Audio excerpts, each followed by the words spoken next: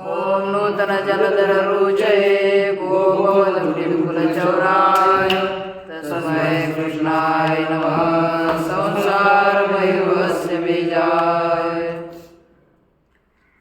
श्री भगवान पांडुरंग परमात्मा श्री ज्ञानोबर जगद्गुरु तुकाराम महाराज, श्री संत एकनाथ महाराज, आदि गुरु श्री शंकराचार्य इत्यादि सब संतों के अलौकिक और हेतु के ऐसी कृपा से न्याय सिद्धांत मुक्तावली का विचार करते हुए हम लोग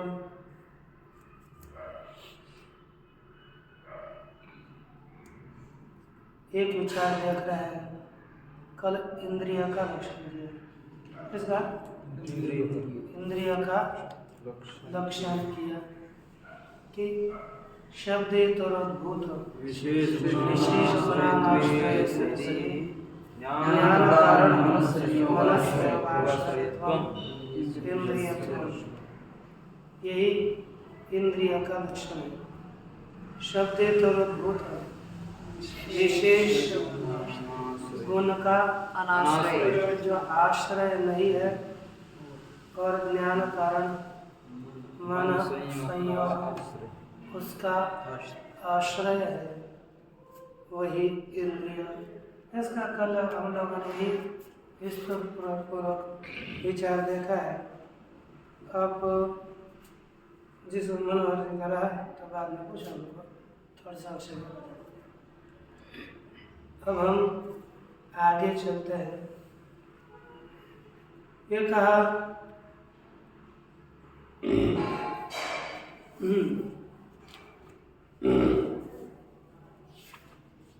देखा कि शुक्लत्वादि व्याप्यम नाना एव उद्भूतम इति वाच्यम। अधिक शुक्लत्वादि व्याप्य, शुक्लत्वादियों का व्याप्य कौन है?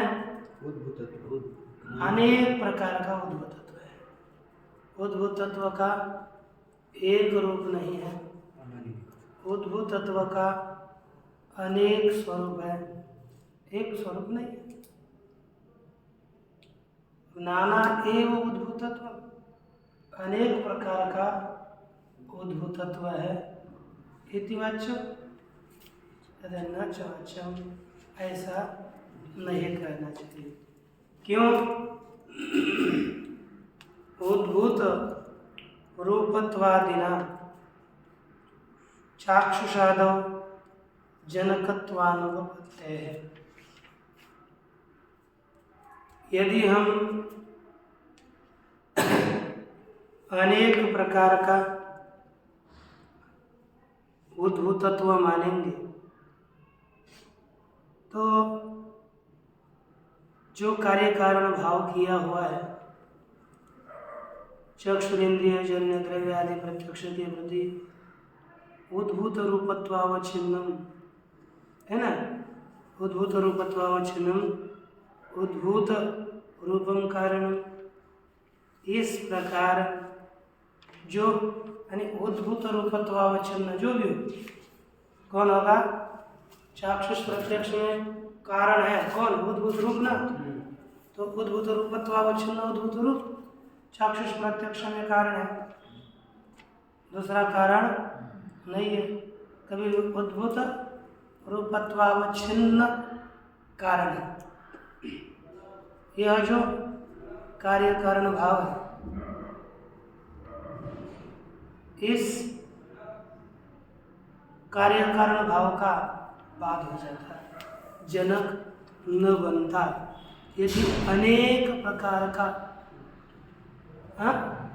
अनेक प्रकार का उद्भूत रूप मानते तो ठीक ना। किंतु फिर क्या है? शुक्लत्वादि व्याप्यम नाना एव अनुभूतत्व। इनका मानना क्या है? उद्भूतत्व अनेक प्रकार का नहीं है।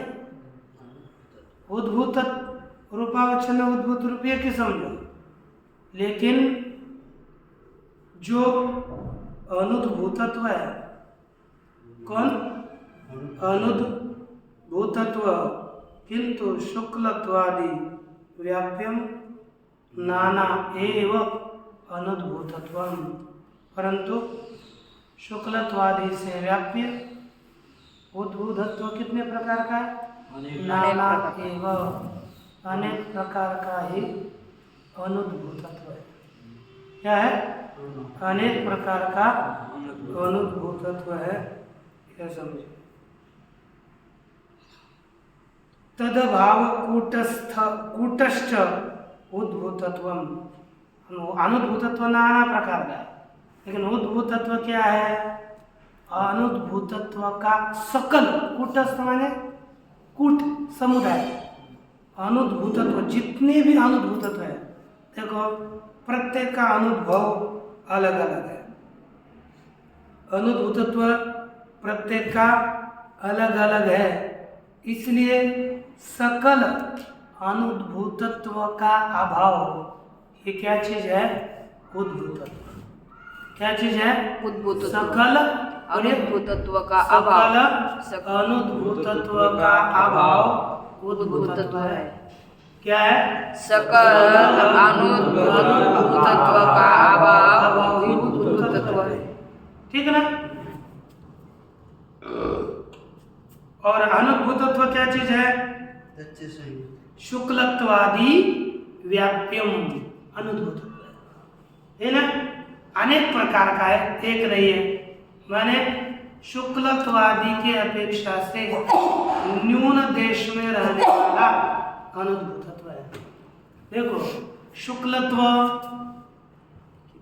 शुक्ल आपके पट में भी रह रहा है, शुक्लत्व तेज में, चक्षु में भी रह रहा है, लेकिन शुक्लत्व उद्भूत ऐसे कपड़े वालों में भी रहता है, रूप वालों में भी रहता है, और जो अनुद्भूत है उसमें भी रहता है, लेकिन अनुद्भूतत्व केवल जो अप्रगट रूप आदि है उसमें ही अनुद्भूतत्व रहता है।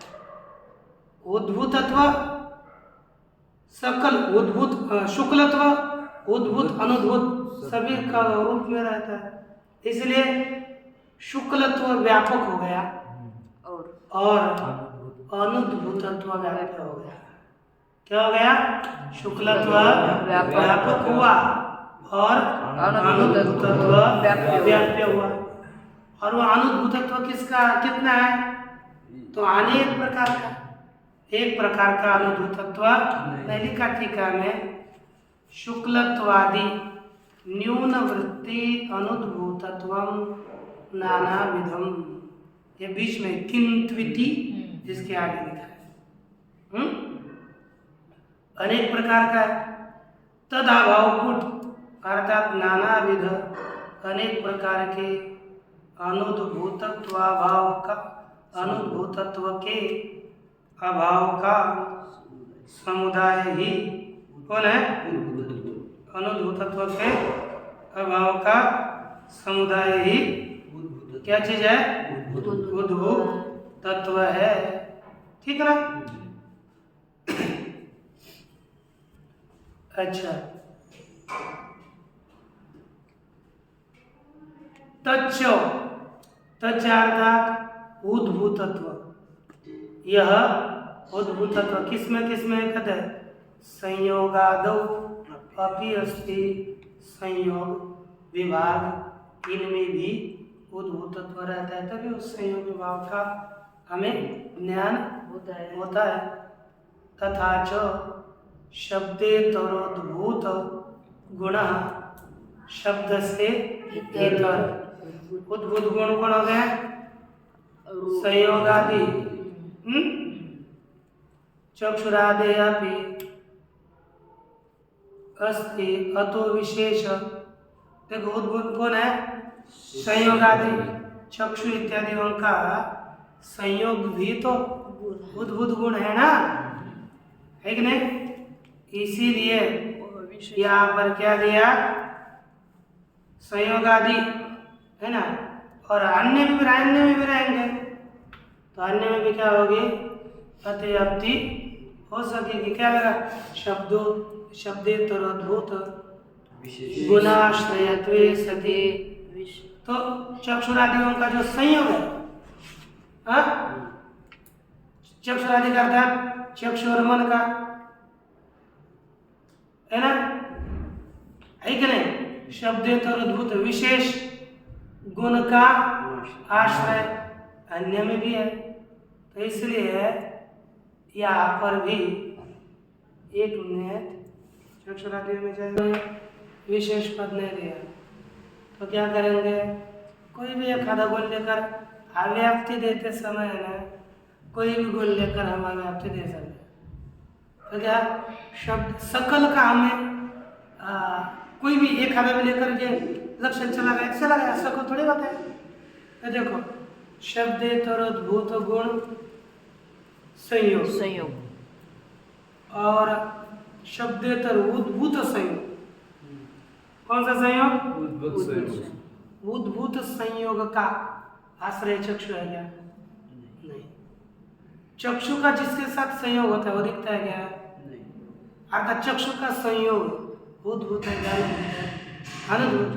अर्थात शब्देतर गुण, अब विशेष गुण नहीं लेना, शब्देतर गुण संयोग एक आया, उसका आश्रय चक्षु कौन है, अनाश्रय है। तो शब्देतर गुण अनाश्रयत्व एक आधा हुई, गुण अनाश्रयत्व किसमें चला गया, चक्षुरादि सकल इंद्रियों में चला गया। तो यह जो लक्षण किया, उस लक्षण की लक्षण हमको क्या चाहिए था, शब्द आश्रय विशेष गुण। लक्षण के अनाश्रय है ना। देखो इधर ठीक है, लिखा है तो पता चलेगा। तथा च विशेष पदानुपादाने शब्देतरोद्भूत संयोग अनाश्रयत्व अभावाच्च। क्या संयोग, उद्भूत संयोग का अनाश्रयत्व का भी अभाव होने से चक्षुरस्नादो अव्याप्ति। इन्होंने क्या माना, जैसे हमारा चक्षु और इसका संयोग हो गया, चक्षु और इसका संयोग हो गया। अब ये संयोग हमें ये तो पता चलता है कि जिस कारण से यहाँ पर दिख रहा है और संयोग हो रहा है, अर्थात इस संयोग को भी उद्भूत मानते हैं। तो शब्देतरोद्भूत कौन हो गया, संयोग। उस संयोग का ये क्या बन गया, आश्रय बना, अनाश्रय नहीं बना। स्वयं क्या बनेगा, आश्रय बना स्वयं, क्योंकि इसका और इसके संयोग को हम उद्भूत मानेंगे। क्योंकि जिसका ज्ञान होता है ना, असल में यह छिद्र का ही ज्ञान हो ऐसा नहीं, लेकिन ज्ञान हो रहा है, इन दोनों का संयोग हो रहा है, अगर इसका संयोग ये उद्भूत है। तो शब्दोत्तरोद्भूत कौन, संयोग का आश्रय ही चक्षु हो गया, अनाश्रय नहीं हुआ तो अव्यक्ति होगी। तो कहा कि विशेष पद। तो शब्देतरोद्भूत कौन सा, विशेष गुण का अनाश्रय। ये किसका आश्रय है, सामान्य गुण का आश्रय चक्षु हो रहा था, उसका वर्णन करने के लिए हमें क्या देना पड़ेगा, विशेष। अवश्य विशेष गुण का चक्षु आश्रय नहीं है, अनाश्रय है, तो लक्षण यहाँ पर घट जाएगा। ये कहा यदि लक्षण का हमने विशेषण भाग दिया, क्या बोलो, पूरा लक्षण क्या है, शब्देतरोद्भूत विशेष गुणानाश्रयत्वे सति ज्ञान कारण संयोग। यदि आधा ही दिया, कौन सा, शब्देतरोद्भूत विशेष गुणानाश्रयत्व, इतना पद दिया, आगे का पद दिया नहीं। तो इस अवस्था में क्या होगा, काल में लक्षण जाएगा।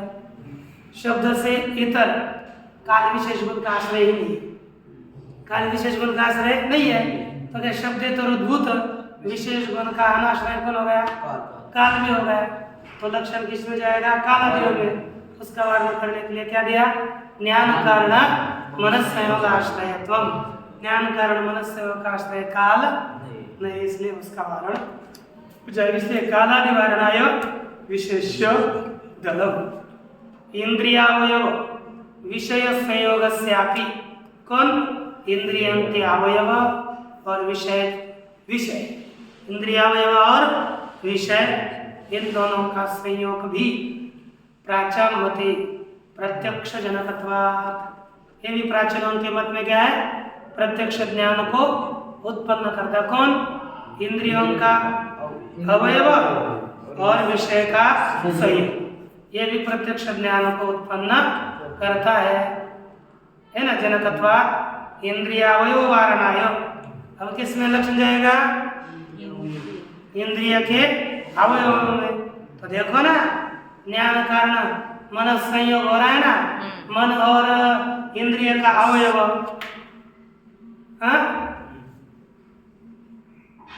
है ना, तो इंद्रिय के अवयव में लक्षण जाएगा। क्योंकि देखो क्या हो रहा है, मन और इंद्रिय है। इंद्रिय उतना थोड़ा ही है, इंद्रियों को अवयव है। तो बस जिस अवयव में मन का संयोग हो गया तो वह अवयव ही क्या हो गया? ज्ञान कारण मन संयोग का आश्रय हुआ। और यह अवयव शब्द तरोद्भूत विशेष गुण का अनाश्रय भी है। तो पूरा की पूरा लक्षण इस अवयव में चला गया। हमने तो पूरे इंद्रिय का लक्षण किया और चला गया एक ही। तो क्या हो गई? अति व्याप्ति। तो उसका कहते हैं वारणाय। उसका वारण करने के लिए क्या किया? नवीन मत ये कहा, उसमें अतिव्याप्ति का, इस अवयव में अतिव्याप्ति का वारण करने के लिए प्राचीन मत। नवीन मत में कालादो रूपाभाव प्रत्यक्ष। काल में किसका अभाव का प्रत्यक्ष होता है?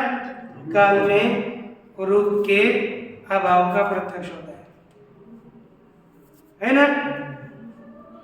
तो उसमें सन्निकर्ष घटकतया, अभाव के प्रत्यक्ष में एक सन्निकर्ष लगेगा। सन्निकर्ष घटक रूप से चक्षु संयोगाश्रयस्य।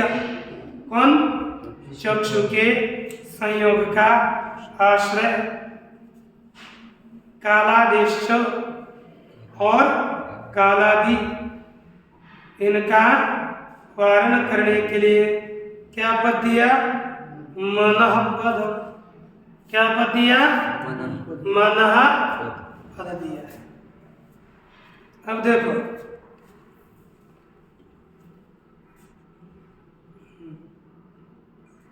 यदि हम इतना करेंगे, ज्ञान कारण संयोग का मन छोड़े नहीं, ज्ञान कारण संयोगाश्रय। क्या करेंगे? शब्द तो विशिष्ट गुणाश्रय तो छोड़ो, वो तो विशेषण है। विशेष में ज्ञान कारण मन संयोगाश्रय करेंगे ना, तो ज्ञान कारण संयोगाश्रय कितना करेंगे? तो देखो हमारा जो लक्षण करना इंद्रिय, तो देखो एक इंद्रिय अवयव और विषय, इन दोनों का संयोग ये ज्ञान कारण संयोग है कि नहीं? हाँ क्या है? प्राचीन मत में ये लेना है। प्राचीन मत में इंद्रिय अवयव और विषय इन दोनों का संयोग है, तो यह भी ज्ञान कारण संयोग माना जाता है।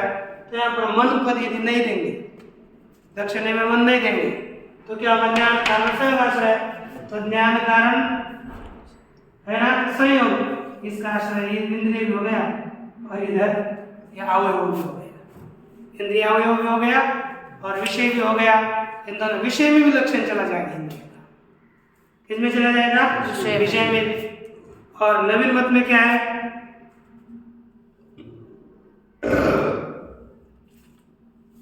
जैसे समझो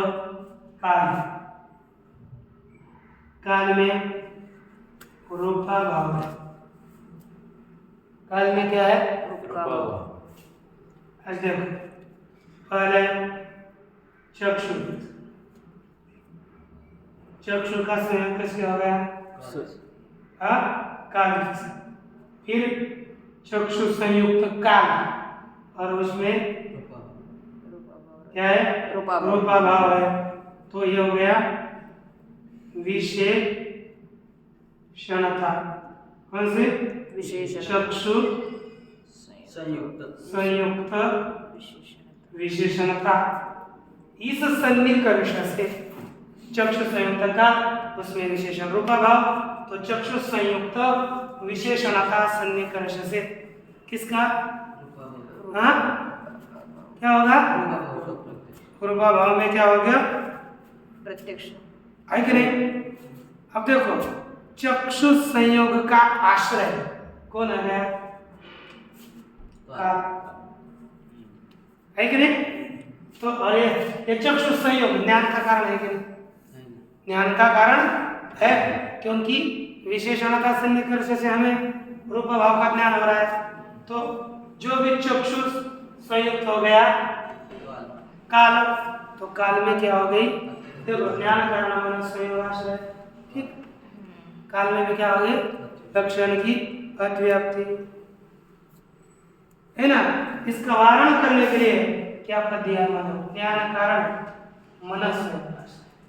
अब ये ज्ञान कारण संयोग है, लेकिन चक्षु संयोग का आश्रय बन रहा है, मन के संयोग का आश्रय काल नहीं बन रहा है, इसलिए काल में अतिव्याप्ति नहीं होगी। अब ये देखो यहाँ पर इंद्रियावयव और विषय, इनके संयोग का आश्रय दोनों बन रहा है, ये मन संयोग आश्रय नहीं बन रहा। इसलिए मन पद देंगे तो इंद्रियावयव हो, विषय हो अथवा काल हो, इनमें अतिव्याप्ति नहीं होती। ज्ञान कारणम इत्यपि तद्वारणाय। ज्ञान कारण, यह कोई भी संयोग होगा ना, संयोग आश्रय, संयोग आश्रय ऐसा करेंगे तो काला भी तो संयोग का आश्रय है।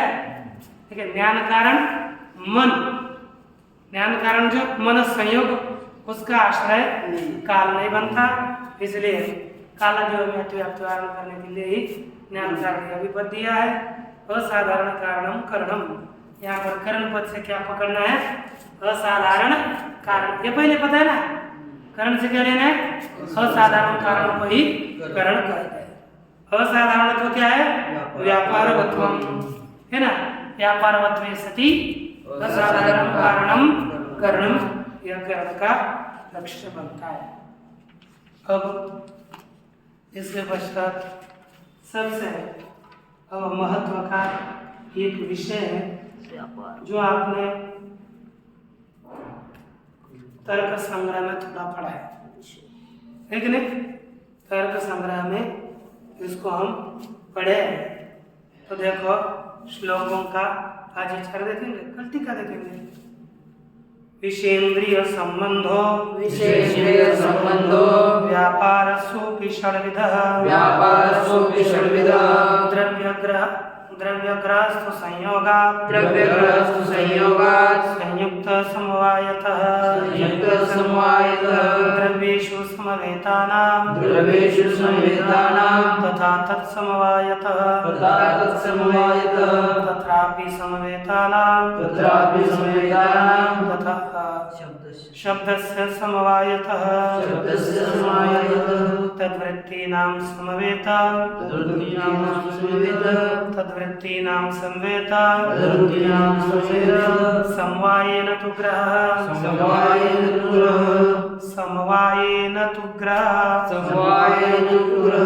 प्रत्यक्षं समवायस्य विशेषणतया भवेत् विशेषणतया तद्वत् अभावानां ग्रहो भवेत्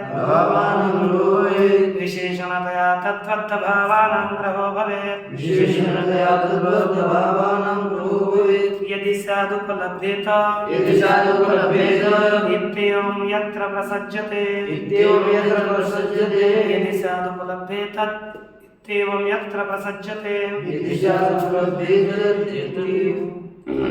यत्र प्रसज्यते पढ़ना भी आना चाहिए। अब देखो कहते हैं जैसे प्रत्यक्ष ज्ञान होता है ना, प्रत्येक ज्ञान में एक करण होता है ना, एक विषय है ना, ज्ञान है, उसका व्यापार है। तीन चीजें हैं समझो, फल, एक क्या है फलम, दूसरा व्यापार, तीसरा करण। प्रत्येक ज्ञान में होता है। तो अब हमारा प्रत्यक्ष ज्ञान का विचार करेंगे तो प्रत्यक्ष ज्ञान ही हमारा फल है। प्रत्यक्ष ज्ञान ही फल है।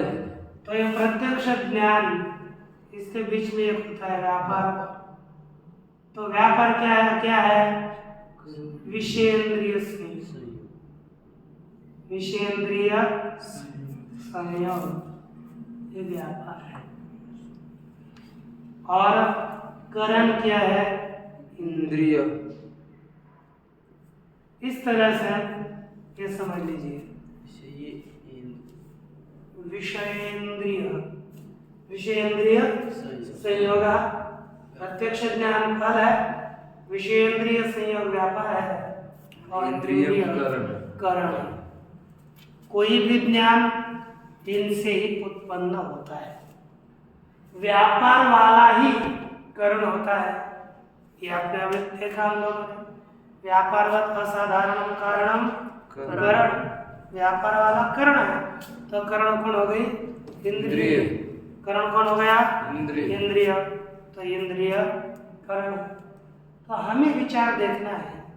अब ये विषयेंद्रिय संबंध संयोग जो व्यापार है, ये लिखा ना, विषयेंद्रिय संबंधो व्यापार, विषय और इंद्रिय का संबंध ही व्यापार है। सब कितने प्रकार का है? सह अपि षड्विध। और जैसे प्रत्यक्ष 6 प्रकार का है ना, पहले बताया था इंद्रियजन्य प्रत्यक्ष 6 प्रकार का है। यह भी अपि का अर्थ है ना, तो वह व्यापार भी 6 प्रकार का है। ठीक। अब कैसे कैसे, तो मैं उनके पहले आपको नाम बता देता हूँ। पहला कौन सा है बताओ? संयोग। पहला है संयोग एक है। दूसरा संयुक्त समवाय। तीसरा संयुक्त समवेत समवाय है ना। तीसरा है, चौथा समवाय, पांचवा समवेत समवाय, और छठा है विशेषण। अर्थात इसके 2 बनेंगे, विशेषणता और विशेषण। इसको एक मान करके 6 प्रकार का सन्निकर्ष बताया गया है। अब किस सन्निकर्ष किसका ज्ञान होता है, ये हमें चाहिए। क्योंकि कभी न्यायाधि ग्रंथ, अब आपको इंद्रिय का लक्षण करते समय टेंशन पड़ेगा, उतना ही है। लेकिन सब जगह पर ये कठिन नहीं होता। कहीं कहीं पर थोड़ी होती है। ऐसे विषयों को हमारे एक बार पढ़े तो दिमाग में फिट बैठता है, फिर भूलता नहीं है। तो देखो जैसे द्रव्य का प्रत्यक्ष। दूसरा द्रव्य वृत्ति,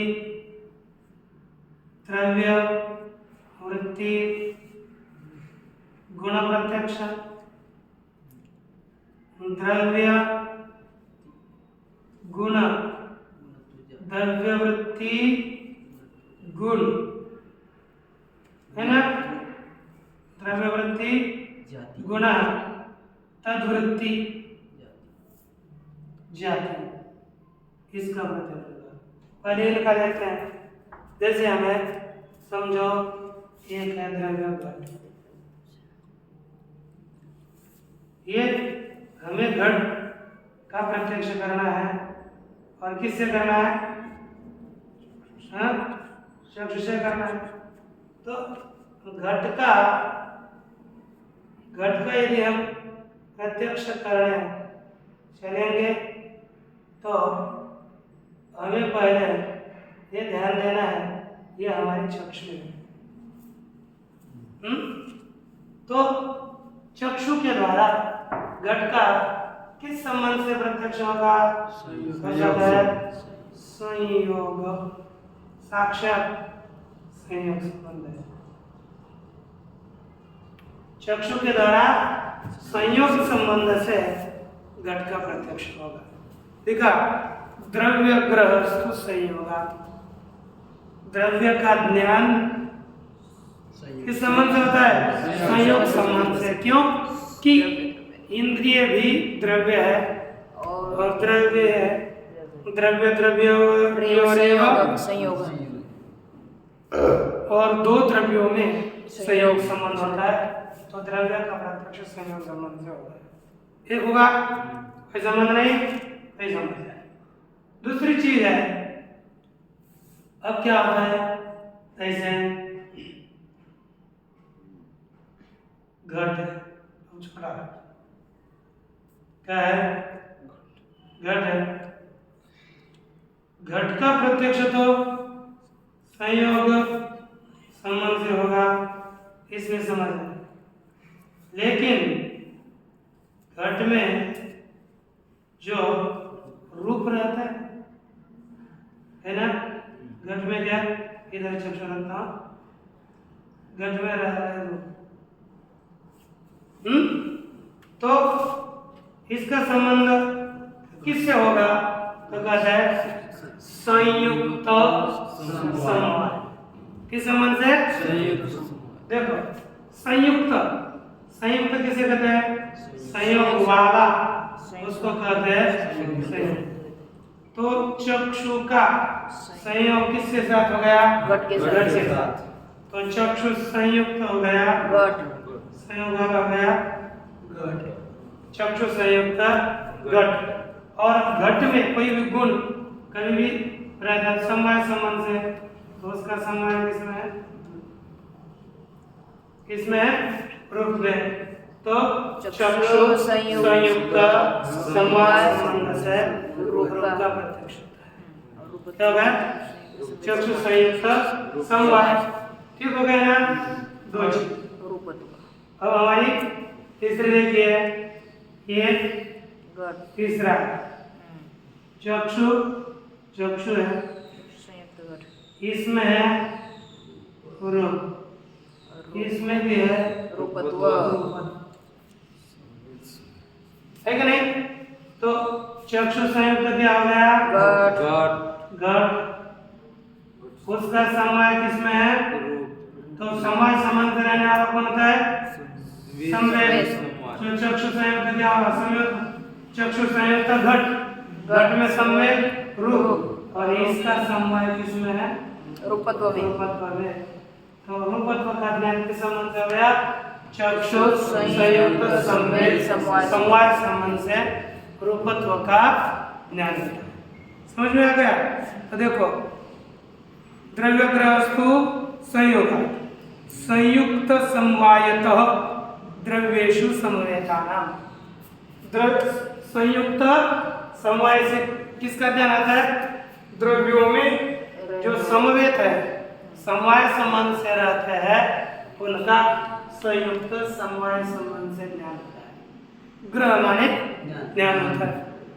तथा अर्थात उसी प्रकार तत्समवायत, तत्समवायत अर्थात संयुक्त समवेत समवाय।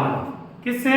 संयुक्त समवेत समवाय संबंध से किसका ज्ञान होता है? तत्रापि संवेदा, तत्रापि अर्थात द्रव्य समवेत समवेत। किनका? द्रव्य समवेत समवेतानां संयुक्त समवेत समवाय संबंध से ज्ञान होता है। देखो ये हो गया द्रव्य, ये रूप हो गया द्रव्य समवेत, ये हो गया द्रव्य समवेत समवाय समवेत। समवेत रूप तो क्या हो गया द्रव्य समवेत। तो देखो द्रव्य का ज्ञान संयोग संबंध, द्रव्य समवेतों का ज्ञान संयुक्त समवाय संबंध से, द्रव्य समवेत समवेतों का ज्ञान संयुक्त समवाय संबंध से ज्ञान होता है। ये आपको ध्यान देना चाहिए। हो गया कि नहीं प्रश्न। इसके पश्चात समझ लीजिए शब्द से समवाय का। अब ये 4 क्रमांक है। देखो ये पूरा आकाश है, और मनुष्य का मुख है, इधर ही मनुष्य का श्रोत्र है। जब हमने ये देखो ये जो श्रोत्र है वह भी आकाश रूप है। श्रोत्र क्या है आकाश कर्ण शुष्क आकाश श्रोत्र है। और शब्द आकाश का गुण है। आकाश का गुण कौन है शब्द, और शब्द और आकाश का संबंध क्या होता है समवाय। और आकाश कौन है श्रोत्र, और आकाश का और शब्द का संबंध भी क्या होगा समवाय। तो शब्द श्रोत्र के द्वारा शब्द का जो ज्ञान होता है समवाय संबंध है और आकाश में क्योंकि श्रोत्र आकाश रूप है, शब्द आकाश का गुण है, गुण गुणे में समवाय होता है, इसलिए श्रोत्र का और शब्द का संबंध होगा समवाय। शब्द का ज्ञान समवाय संबंध से होता है। ठीक। दूसरी बात है शब्द है, शब्द है और ये श्रोत्र और शब्द का कौन सा संबंध है समवाय। तो देखो समवाय, तो शब्द क्या हो गया समवेत। शब्द किसमें आकाश में समवेत, और शब्द में रहता है कत्व वगैरह शब्दत्व रहता है। तो शब्द का ज्ञान क्या होगा समवेत समवाय। शब्दत्व का ज्ञान के संबंध से होगा समवेत समवाय। ये 5वीं विधा है। अब आती है 6ठी विधा।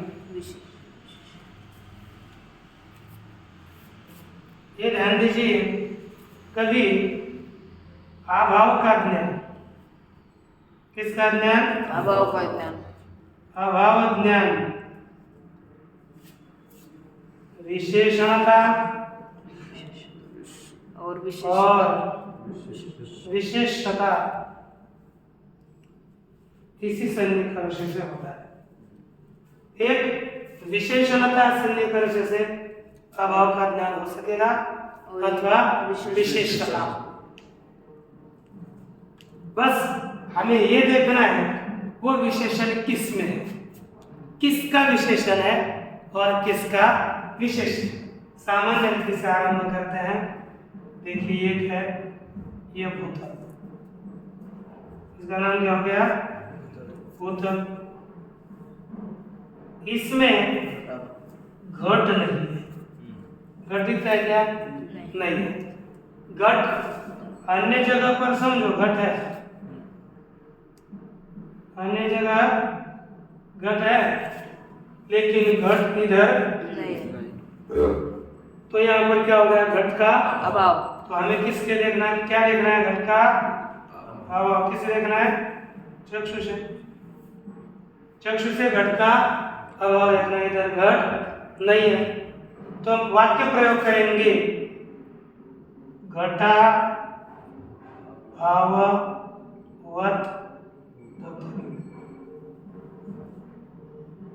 क्या लिखा घटा भाववत भूतलम, घट के अभाव वाला भूतल। इतने यहाँ पर विशेष कौन हो गया? भूतल। भूतल क्या हो गया? और विशेषण कौन हो गया? घटाभाव। तो यहाँ पर घटाभाव क्या हो गया? विशेषण। और भूतल हो गया विशेषण। तो विशेषण कौन हो गया? घटाभाव। विशेषणता किसमें रहेगी? घटाभाव। समझो, भूतल में घटाभाव और ये हो गया विशेषण। तो विशेषणता किसमें रहेगी? किसमें रहेगी? विशेषणता रह गई। अब हमको चक्षु किधर आना है? चक्षु का संयोग घटाभाव के साथ हो सकता है कि सीधा? नहीं। तो चक्षु द्रव्य है और घटाभाव अभाव है। अब और इंद्रिय का संयोग साक्षात नहीं होता। तो चक्षु का संयोग किसके साथ होगा? भूतल के साथ। तो चक्षु संयुक्त भूतल, उसमें विशेषण विशेषणता घटाभाव। तो चक्षु संयुक्त विशेषणता सन्निकर्ष से किसका ज्ञान होगा? घटाभाव का। किस सन्निकर्ष से? चक्षु संयुक्त विशेषणता सन्निकर्ष से किसका ज्ञान हो गया? घटाभाव। हाँ, कैसा लगता है? ये न्याय है ना? देखो, लेकिन ये दिमाग में लाने के लिए सीधा नहीं। जो अभाव यदि विशेषण होगा तो उसका विशेषणता सन्निकर्ष से प्रत्यक्ष होता है।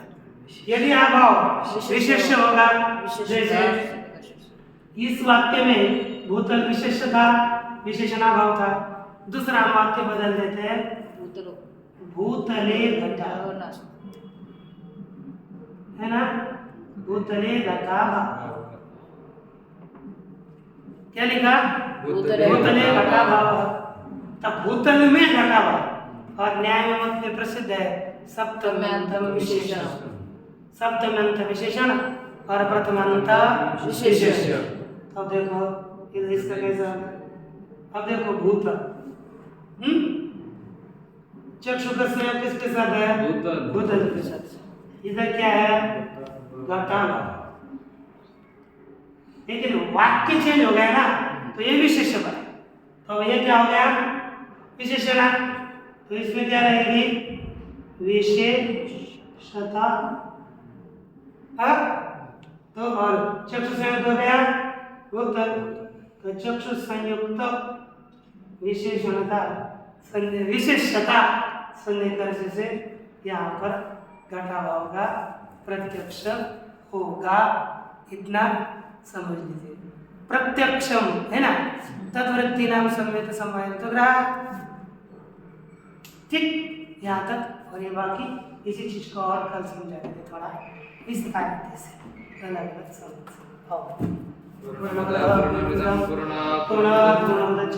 पूर्णस्य पूर्णमादाय पूर्णमेवावशिष्यते। ओम शांति।